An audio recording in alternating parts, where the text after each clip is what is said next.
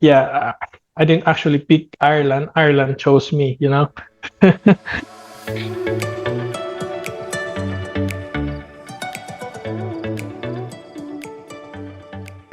Okay, so first of all, why did you choose Ireland as your job destination abroad? So funny story is I didn't really know about Mhm. Ireland until I saw my friend traveling places, countries from one country to another. Mhm. And I'm a very big fan of traveling as well. So I thought at first it's in UK. So I sent her a message. She's not a close friend, but I know her from my school. So I was like, um, "Are you in UK?" Because for Filipinos, we don't really know about Mhm. Ireland. We only know about Yeah. UK, Canada, Australia, those Yeah. common places, or Saudi Arabia. And then I immediately thought she's working in UK, and so I asked her that question, and she said, "No, I'm in Ireland." And I was like, "I'm about to finish my contract at that time," and so I was like, "Okay, let me search for jobs in Ireland." And then through LinkedIn, I sent a couple of applications.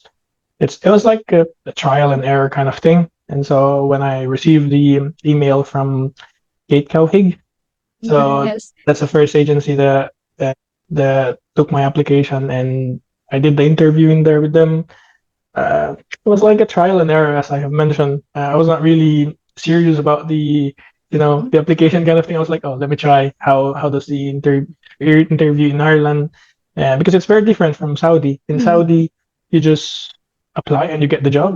Mhm. So where Ireland, you have to do all this kind of practice tests.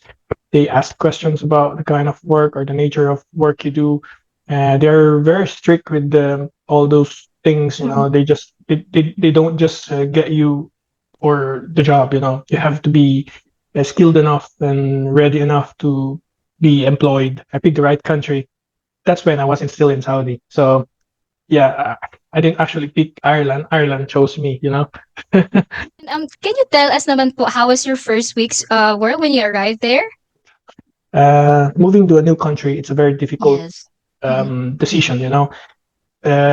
I've been in Saudi for 5 years, and everything was handed to us. But when I Mhm. was in Ireland, you have to do everything on your own.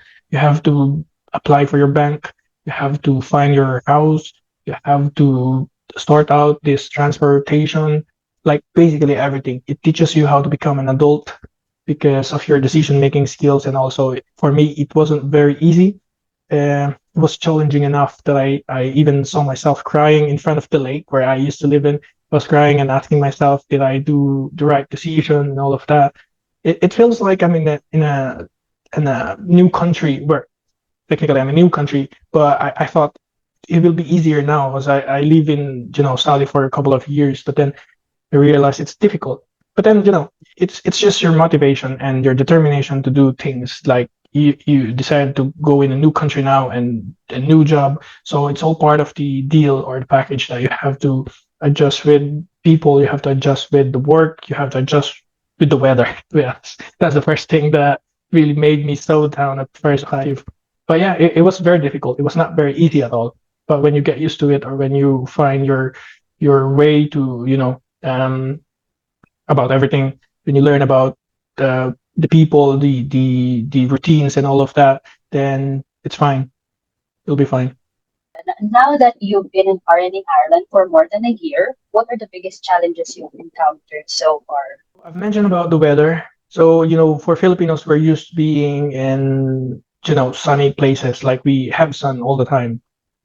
Yes. We take that for granted, to be honest. Like, it's so hot in here, like this and like that. We complain a Mhm. lot about the Yeah. sun. But in Ireland, it's a luxury to have the sun, Mhm. to be honest. Like when the Mhm. sun is out, you have to go out because you never Mhm. know when the time, it won't come again. So it's an adjustment of that thing. It's just part of, what you signed up for. So I think it's not the worst, You just have Mhm. to live with it and adjust and everything. What else? Mhm. The weather. Um Challenges with the English, I thought I'm very good in English already because people actually praised me for that. But then I took exams, the OET exams, Yes. and Mhm. it was so very difficult, to be honest. Like, you have to prepare for the exam. you just don't go and show up and do the exam because it's very challenging. And talking to the Irish people, that's one thing. I actually felt disappointed with myself when I was at work, like they're speaking in English, but you don't understand a thing about what they're saying because of the slang, because of the accent, because of the lingo. And I was like, I thought I know English already, but then I don't even understand what they're saying. It takes me a second to process what they're saying, to be honest. And it's vital for your work because you have to know what they're saying. You have to know what they're trying to tell you for you to do the job. And I was like, okay, this is difficult now, but then I have to learn their accent because even in Ireland, they have different accents as well. So Mm-hmm. Yes. from counties, they have different accents from Dublin, from Donegal, Kerry, Cork. So you have to, even though those are English speaking people, their English is so tricky and interesting, I'd say. So yeah, I think that's one of the most challenging part of my Ireland experience so far. Yeah. For our next question, sir, I know that in your previous answers, I think you've shared a little bit about your experience before being an Ireland RN, which is yan, nag-Saudi po kayo muna. No? So, can you tell us more about that career of yours and what is life like before you become an Ireland RN? I actually had a 2 years experience in the Philippines. Right Mm-mm. after graduation, I applied as staff nurse in a very small clinic. It's just a clinic in a small town. And then after that one, when you're starting as a nurse, it's very hard. When you graduate from school, you thought you get a job right away, but then you don't. It's just different for people who have connections because connections is very, common in the Philippines. If you don't have Mm-mm. connections in the hospitals, you don't get the best jobs. And so I have to start from the bottom. I applied as a staff nurse in a very small clinic in our town in Ilocos Norte. And then after a year, I moved to a different kind of job, which is a mental health facility. I worked there for over a year again, and then I decided that no, this is not gonna work for me. The bills are catching up, or they're just killing me, to be honest. Like if I'm supporting myself and I need to support my family, I need to get like a better job. And so, for nurses in the Philippines, the number one easiest way is to go to Saudi. Yeah. And going to the Saudi, it's a bit tricky for me as well because I was assigned in a very uh, unpopular place. It's in Hail, so most of the people there they don't speak English at all. So it's like I'd say 90% of the people they don't speak English, and so I had to learn a couple of Arabic phrases that would be helpful for me to carry out my job. And it's interesting because I love languages as well, and I was like trying to listen to whatever they're saying, and that helps me, build my confidence to like talk to people and do my job as a nurse.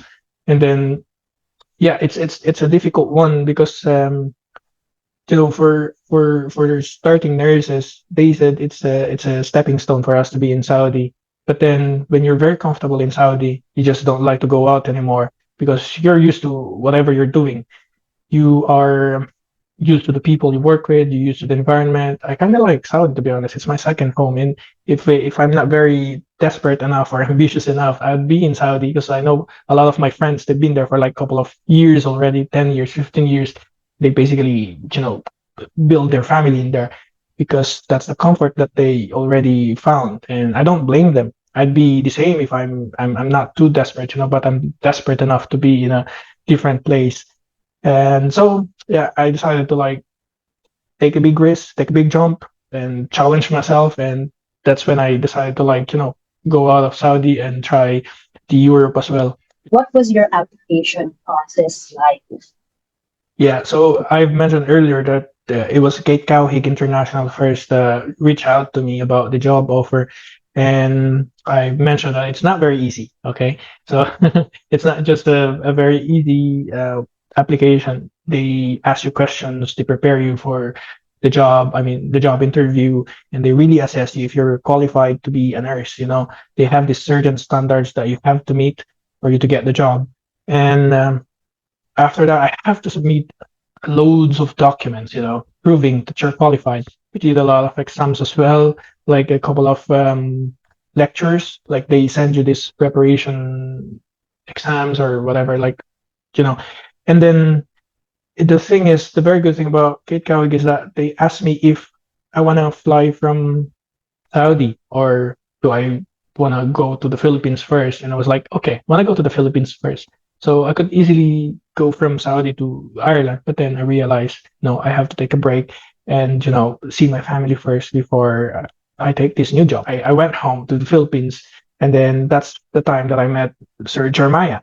So he was the one who handled all my papers, and meeting Jeremiah, he's just like a friend, to be honest. Like, I mean, I can just Mhm. ask him whenever I want. When I'm missing something, I'll just send him a message and he'll reply whenever he can. Like, I don't expect him to reply to me all the time because, yeah, he must be entertaining a lot of clients as well. But then you get the feeling that he's so approachable. He's so into this whole process thing of application thing. Like, he answers all your questions. He guides you everything.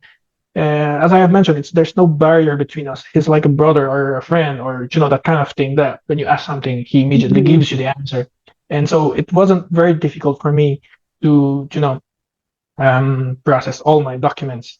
And I live in Cagayan at that time, Cagayan Mhm. Valley, and the office is in Manila. And I was like, okay, sir, what do I do? What do I need to do? What do I need to submit to you? Do I need to do this and that? And so it's like all those questions, all your queries about the application thing, it just gives you the answer. So it wasn't very difficult for me. So I was very thankful as well for ABBA for Mhm. supporting and guiding me for my application process. And yeah, so sir, you're currently working there, Jensa Cork University Hospital. Mm-hmm. Can you tell us how are you finding it so far? Can you share us like your experience during your training, or even can you walk us through your usual day-to-day routine?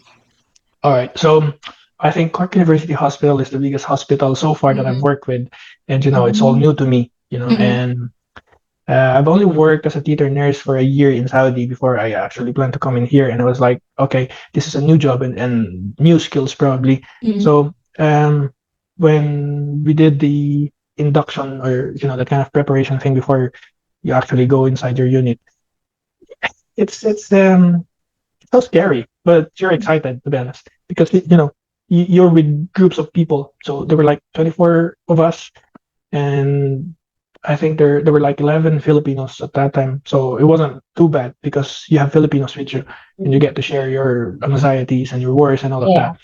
But then after that one, when you're inside your unit, because we're not gonna be holding hands with those people that that I was with. They're going to different units as well. So when I was in the new unit, it was all new to me. I was assigned in cardiothoracic unit. So I don't have experience in cardiothoracic, but there's a skill that you need to learn. It's like an assessment tool that you need to learn, and they're gonna assess you based on that. So for me as a theater nurse, I have to learn the anesthetic nurse role, which is all new to me. I've never done any anesthetic jobs before, and I was like, oh geez, this is gonna be Mm-hmm. stressful and challenging and all the things that you can describe. But then the people are so supportive. I was in cardiothoracic, I was doing that kind of role, and people are teaching you, all the things that you need to know. And it wasn't very difficult for me at the time. I was so enthusiastic. People saw me as an enthusiastic nurse. I was doing all these things that they asked me. You just have to be. I think it always boils down to the three things that you need to learn, like the knowledge, the skills, and the Mm-hmm. attitude. And I think from those three, the attitude is the best. Why? Because the attitude towards your job, towards the people Mm-hmm. you work with, it actually bigger difference. You Mm-hmm. can learn a skill. You can learn, stuff about things to add to your knowledge. But the attitude that you have now is actually one thing that you need to like build over the years. You just don't learn it overnight. And with good attitude, I actually had a very good connection with my Mm-hmm. colleagues. Um, I passed the adaptation process for 6 weeks. Mm-hmm. It's like a licensure exam actually. So either you go for the adaptation or the RCSI exam. For the RCSI exam, you have to do the OSCE, the Mhm. the manual exams and all of that. But I don't like exams. I hate exams, and so I'm so lucky that I was in Cork University Hospital and I had to do the adaptation. So for adaptation, it's a 6 to 8 weeks kind of test, and then they assess you if you're qualified to do the job. And you can be signed off as early as 6 weeks, but you can be extended until 12 weeks if they see that you need more time. Mhm. So they're very forgiving, to be honest. So if you're, because all of us, we're not really used to that kind of role, as I have mentioned. So you have to like get used to the routines, to the things that they use, and all of that. So as early as 6 weeks, I was signed off, and I was so happy because of course, it's a new skill. But then the thing is, you just meet a lot of people, so it's kind of difficult as well to integrate.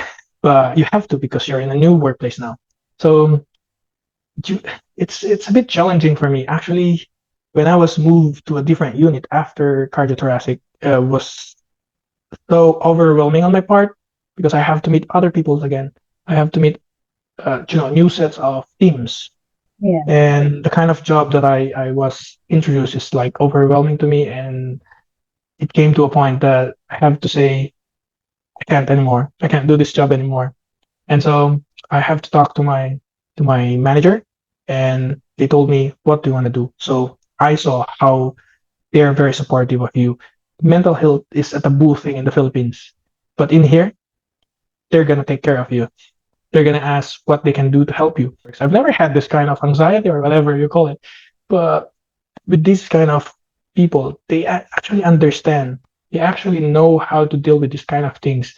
They just help me in ways that they think would help me. And so they put me in a new unit, which is the plastics trauma.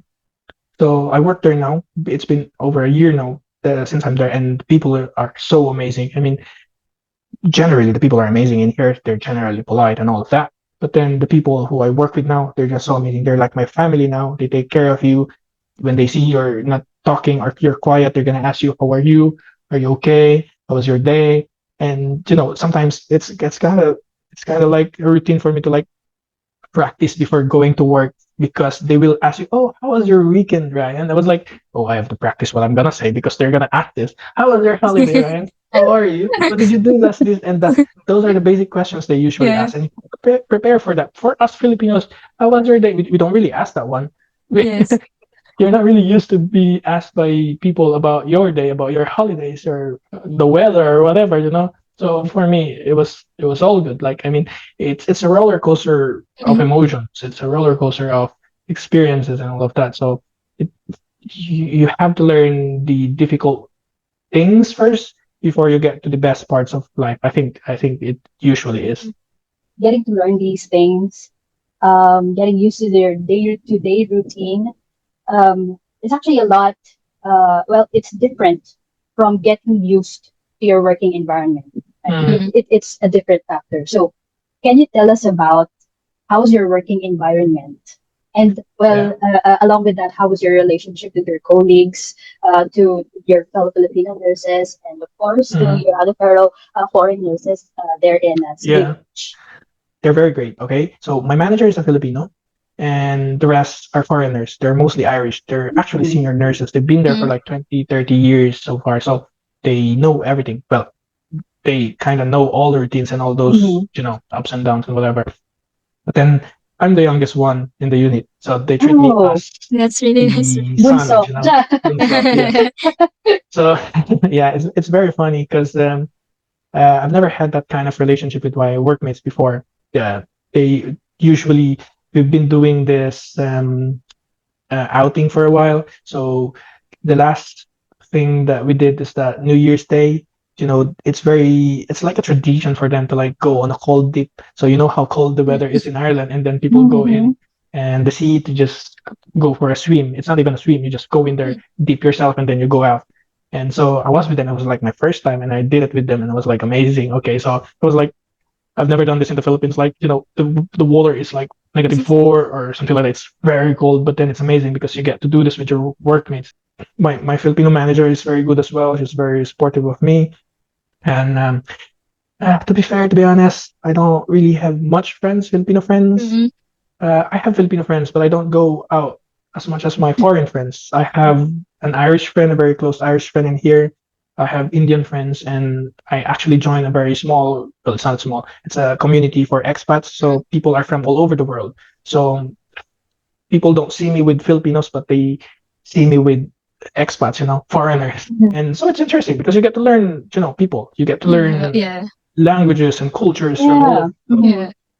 Yes, it's really great, sir, that you actually found kind of like a family within your workplace, because that's actually a privilege, Right. most especially for someone like you who's working overseas. No, so that's kind of like Mm, balance by yung the challenges within the workplace, but then yeah. you have these friends who are very supportive of you. So that's really we're very Yeah. happy for you, sir, that you And actually find actually, that there in Cork. sorry Mm-mm. for interrupting. Actually, if I may add, that's Mm-mm. one of the most challenging things I Yeah. experienced as well when I Mm-mm. got in here. I thought I can, meet friends Mm-mm. easily because I'm a social butterfly. But Mm-mm. then it's so difficult to blend in. It's so Mm-mm. difficult to integrate. I can't find friends. Mm-mm. And then I, I just couldn't find friends. It's Mm-mm. not, Yeah. they have their own lives. They do these things on their own. Mm-hmm. Yeah. And Mm-mm. so like, why is it so difficult for me to Mm-mm. find friends in Ireland while in Saudi or in the Philippines, you just go out and you meet friends. But in here, you have to, the Irish people, they're very polite, they're very friendly, but then they have this line, that Mm-mm. you just can't break or whatever. But when I did this communities, when I searched for Mm-mm. communities, so I think it's very important that if you love something, you have to find that passion, Mm-mm.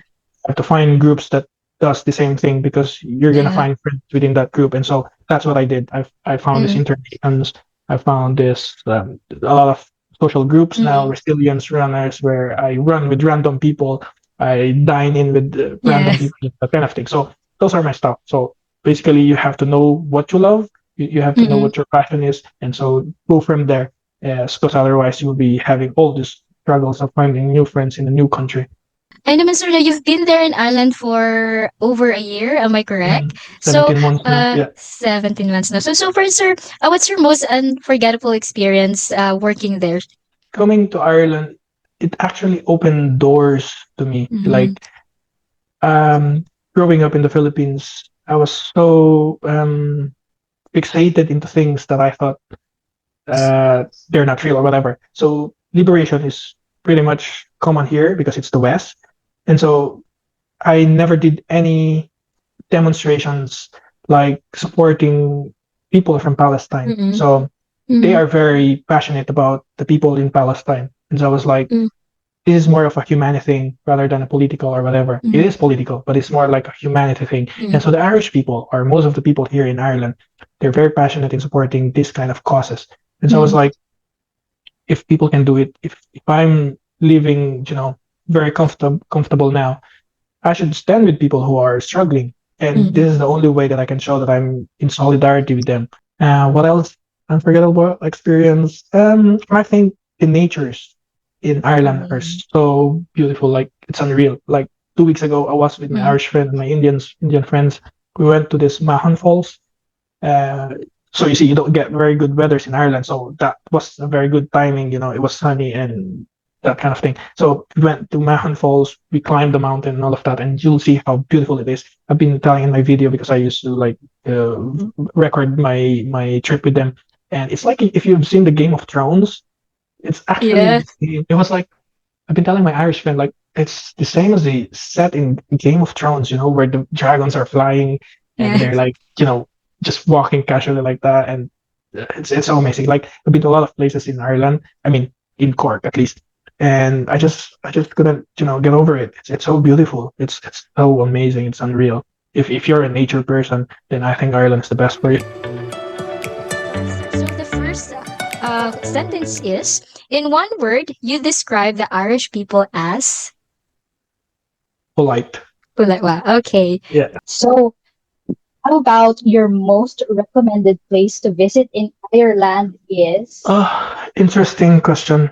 There's a lot. Um, There I've is a only lot. been, Too many to yeah, I've mention. only been in Cork, West Cork, and the Waterford and Dublin. But before coming to Ireland, I saw a movie. I don't know, it's a romantic movie, and it was in Wicklow. So I Mm, think it should be in Wicklow. I should go there sometime. you should. Yeah, it's Right. kind of like, yeah. All right. So next is, what you usually do on breaks during a shift is. Yeah, so like it's kind of a backstory during a 10-hour shift or 9.5 or 9-hour shift. We usually get morning breaks, lunch breaks, and an afternoon break. Morning break, you just drink your tea. Yeah, eat your toast or breakfast. Those are very common. So I usually do that. We only have like 15 minutes, so I just eat my breakfast and tea, or sometimes you chat with your colleague. That's it. So out of the countries you've traveled to so far, your favorite is Okay, so I haven't been to a lot of countries. I've only been to like seven. I like Scotland. Oh, yes. So I was in Edinburgh, and Mm, vibe is just it's very similar to Cork because it's just very laid back and all of that, mm, very quiet and all of that. But when you're in Edinburgh, you're gonna do a lot of walking, of course, mm, because you're gonna have to like see all the beautiful spots in there. But then it's just so serene, it's so quiet, it's so mm. calm. People are very nice as well. And yeah, I think it's Edinburgh so Your far. last sentence is actually quite naughty, and I don't know if it's allowed. But if you could take one thing for free at the hospital, it would be the. I don't think there are free items Mm-mm, to be taken out from the hospital, but mm-mm, some people they just bring a lot of food. So I remember mm. one of my colleagues, she bakes a very good rhubarb cake. It's something that I really crave most of the time, and I've been trying to tell her like, "Oh, I've been trying your rhubarb cake for a while from other places, but then yours is the best." And so she told me like, "Okay, I'm gonna make you one." So that kind of That's thing. really That's sweet. one. Yeah. It's a free pastry. It's a very good cake. I've never heard of a rhubarb cake Mm-mm. before. It's just how do I don't know how to describe it, but it's a very very interesting kind of pastry or cake, that kind of thing. So yeah, if I can take one thing free from the hospital, it's usually the free stuff that people bring in, because when they put food on the table, it's actually automatically for everyone. So you just take it that for free. all right. So actually for this next set of questions, medyo pang ano siya, Miss Miss Universe. Universe.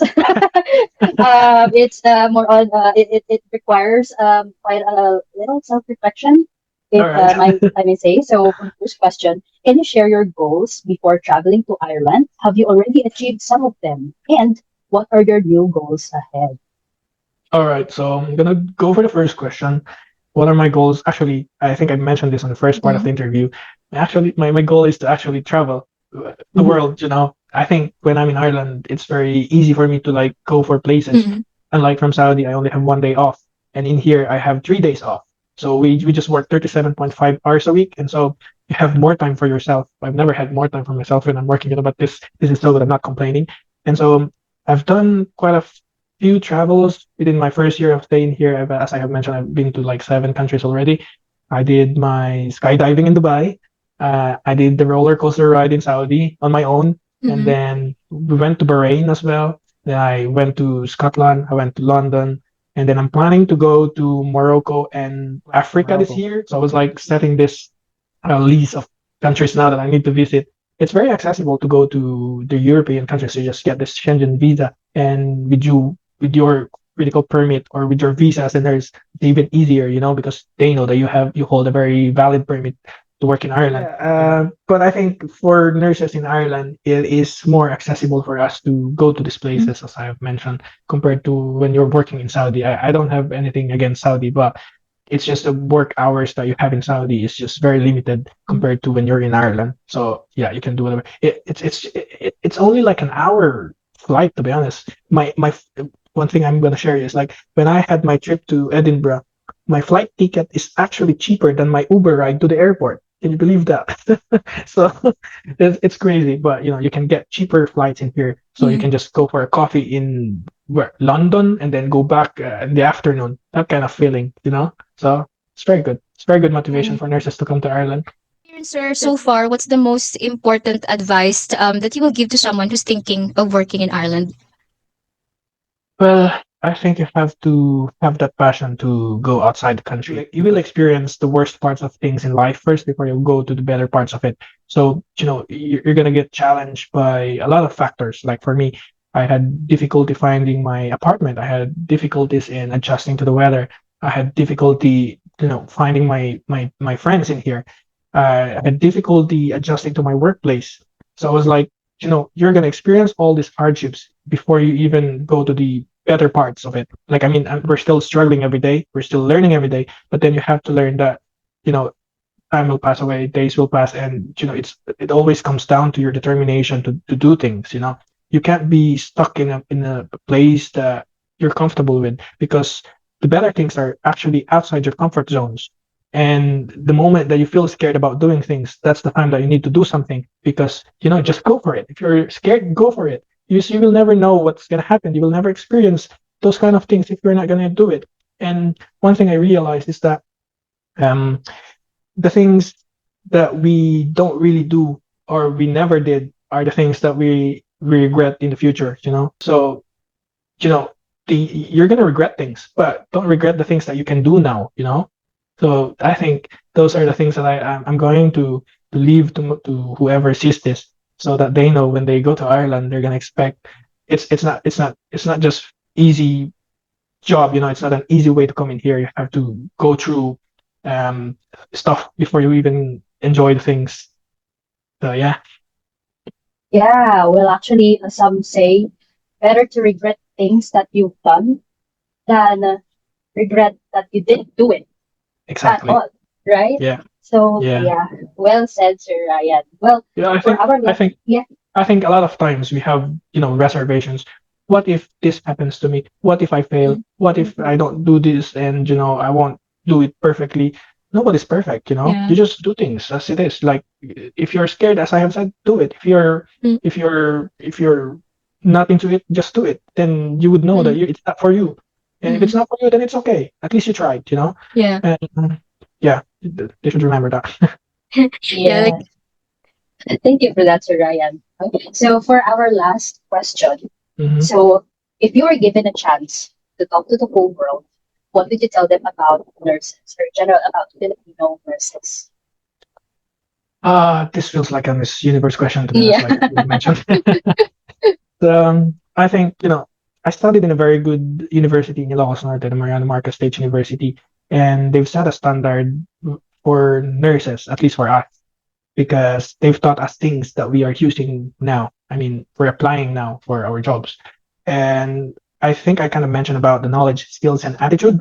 And I think attitude is still the best thing that you need to flourish, because you just don't learn it overnight. You have to be kind. Compassion is caring. Compassion is part of your job as a nurse. You can't be caring for people if you're not into caring people. You, how would you take care of a sick person if you don't care about them? Like, if you don't feel for them. So attitude about everything, attitude about work, attitude about people, attitude about circumstances. That's how you go further in your career. The knowledge, you're gonna learn that every day. You're gonna study that. You're gonna learn that from people. Skills, you're gonna learn that as well. But the attitude, you started from the basic when you were a child, taking care of people, being compassionate, being passionate about your job or whatever. So I think I think these three things are very important for a nurse to work abroad. But then I think I'm gonna emphasize on improving the attitude, because even if you're the best person in the room with the best skills and with the best knowledge, most knowledgeable person, if your attitude stinks, that's not gonna get you far. You're gonna be the worst person in the room as well. So thank you so much, Sir Ryan, for being so generous with your time and space. We know that your schedule's pretty busy, but you still chose to show up and be present in this interview. Now, many of you are probably inspired to go to Ireland. So, Cherise, what does our viewers do if they want to apply? okay, all right. So here's your chance to join Sir Ryan and more of our kababayans in Ireland. So see the text on the screen and check if you have these following qualifications. No, so if qualified, you can sign up at the QR code flash on your screen. And for further inquiries, you may contact Jeremiah at 63917-704-2693. All right. Thank you, Cherise, for all that information. And thank you, Sir Ryan, for being with us as well. So, if you're one of our deployed workers, please feel free to email marketing at avid.ph or message us. We are also interested to share your stories with us. I hope you'll have a great week, everyone. This is Mika Turingan. I'm Therese Villaruz. And of course, Sir Ryan J. Inofinada signing off. Bye.